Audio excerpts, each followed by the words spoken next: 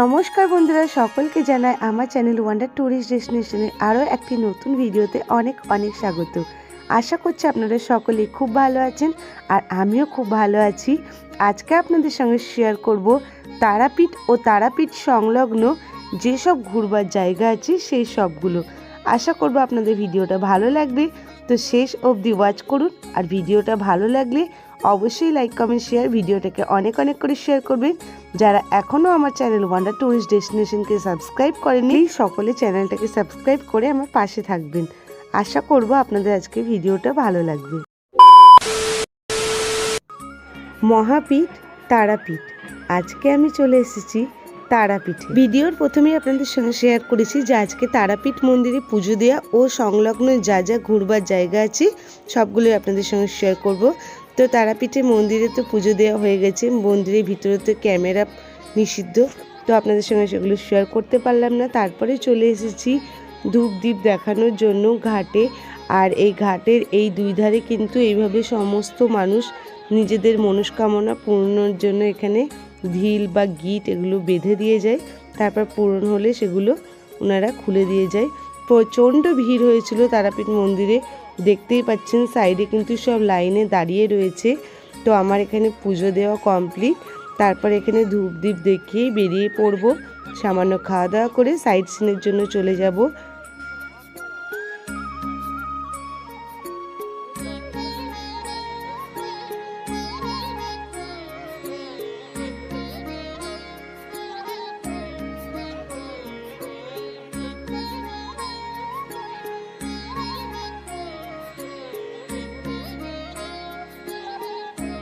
আর এই হলো সেই পুণ্যঘাট, যেটি নিয়ে কিন্তু অনেক ধরনের কথা প্রচলিত আছে।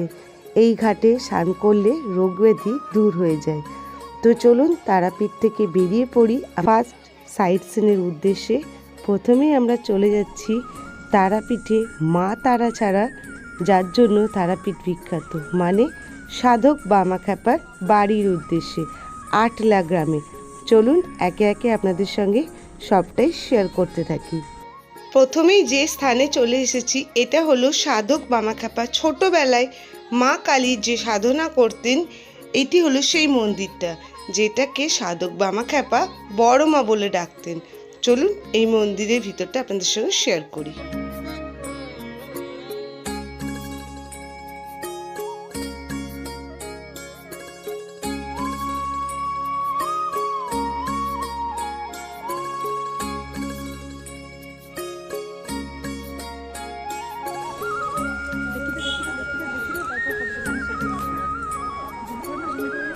এটা হলো বামাখ্যাপার বাড়ি, বামাখ্যাপা দেব এখানেই থাকতেন।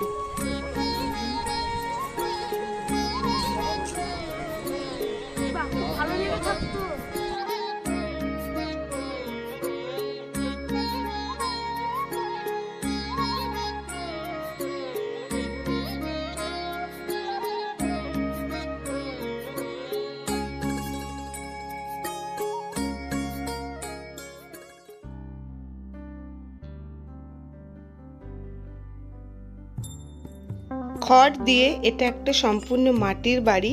চারিদিকটা আমি আপনাদের সঙ্গে শেয়ার করছি। এখানে পরপর অনেকগুলো বাড়িকে সাধক বামাখ্যাপার বাড়ি বলে এখানে ওনার যে বংশধরেরা ওনারা পরিচয় দিচ্ছে। এখানে 4-5টা এরকম বাড়ি দেখানো হচ্ছে যেটি সাধক বামাখ্যাপার বলা হচ্ছে। তো একদম ঠিকঠাক কোনটা সেটা তো বুঝতে পারা যাচ্ছে না। খুব সুন্দর চারিদিকের পরিবেশটা দেখুন। আর পিছনের দিকে একটু ছোট্ট মতন দেখলাম বাগানও আছে, সেটাও শেয়ার করছি। চারিদিকটা বেশ সবুজে ঘেরা, খুব সুন্দর পরিবেশ। আর প্রচুর মানুষ কিন্তু আসে এই জায়গাটা ঘুরবার জন্য। তো আপনারা যদি তারাপীঠে আসেন অবশ্যই এই জায়গাটাও ঘুরে যাবেন, আশা করব আপনাদেরও ভালো লাগবে। যেহেতু শীতকাল চলছে, তো এখানে দেখুন ফুলকপি, বাঁধাকপি এই ধরনেরও কিন্তু প্রচুর সবজি চাষাবাদ হয়েছে।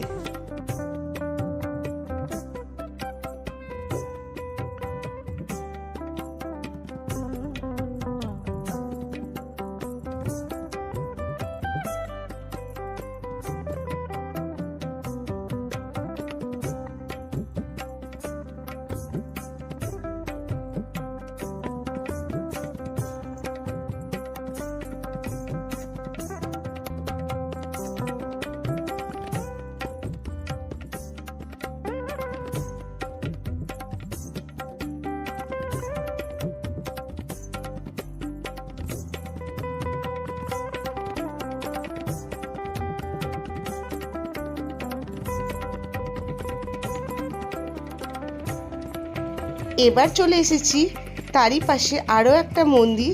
এটিকেও কিন্তু শ্রী শ্রী বামাখ্যাপার জন্মস্থান ভিটে বলা হয়ে থাকে। চলুন আপনাদের সঙ্গে এটাও শেয়ার করি।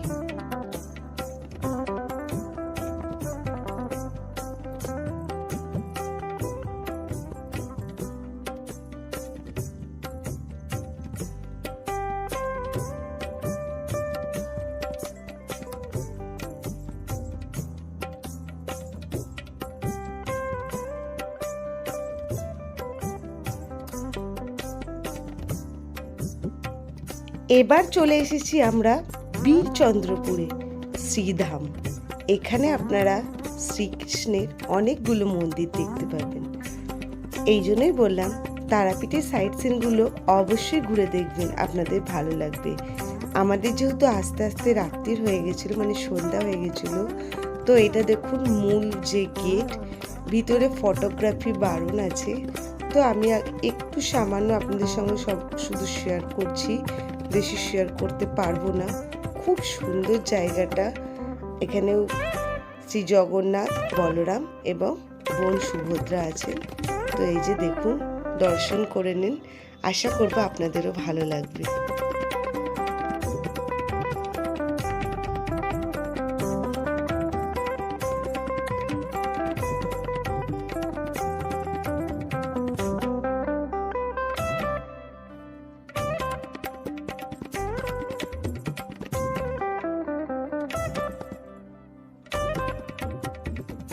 জগন্নাথ দেবের মন্দির থেকে বেরিয়েই কিন্তু তারপরে আছে বাঁকারায়ের মন্দির। তো আমি এখন চলে এসেছি বাঁকারায়ের মন্দির। আর এই মন্দিরটা সম্পর্কে যতটা বলবো ততটাই কম। এত সুন্দরভাবে সুসজ্জিত মন্দিরটা দেখেই সত্যি এত সুন্দর লাগছে। এখানে শ্রীকৃষ্ণের সমস্ত অবতার, মানে উনি যা যা রূপে অবতীর্ণ হয়েছিলেন সে সমস্ত রূপ এখানে দেখানো হয়েছে, যেটা দেখতে সত্যি খুব সুন্দর লাগছে।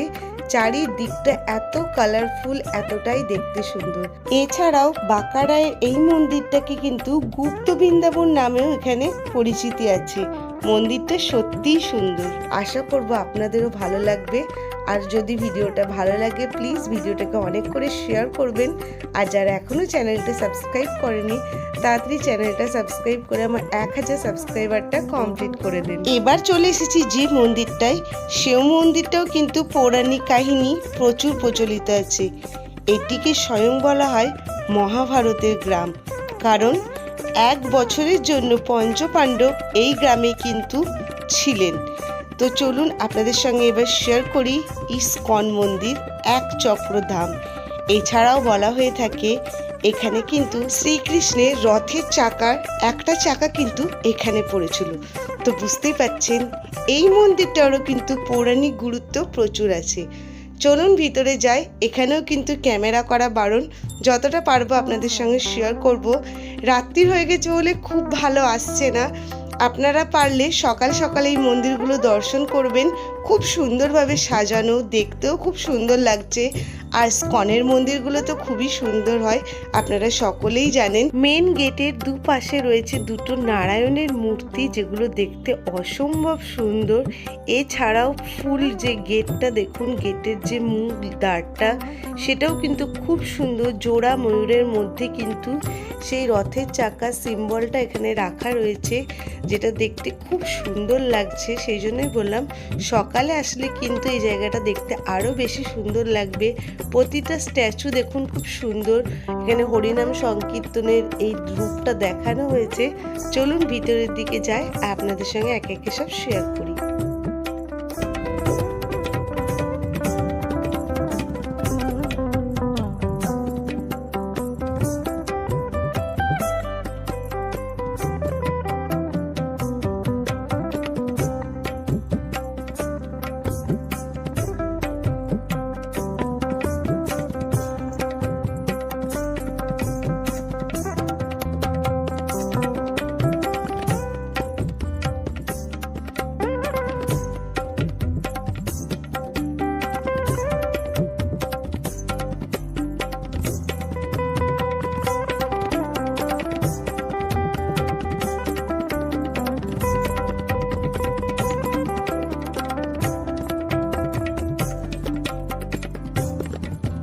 মন্দিরের ভিতরটা কতটা সুন্দর আপনারা দেখেই বুঝতে পারছেন। এখন সন্ধেবেলায় সন্ধ্যা আরতি চলছে, কিছুটা সামান্য অংশ আপনাদের সঙ্গে শেয়ার করলাম। আজকে ভিডিওটা এখানেই শেষ করছি। আশা করব আপনাদের আজকে ভিডিওটা ভালো লেগেছে।